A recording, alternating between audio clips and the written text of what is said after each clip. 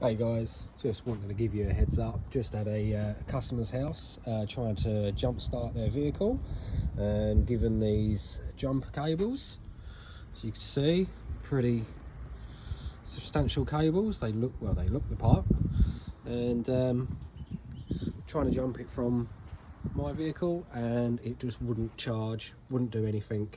So I actually checked the connections and found there was a break in the wire on the positive lead, and then when I stripped it back, look at that,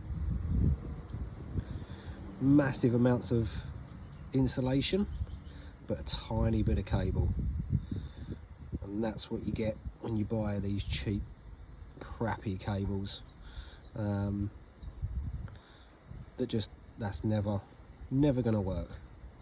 That's probably good for 20 amps at the most jumper, where these cables are meant to be rated at 750 cranking amps, which is utter bullshit.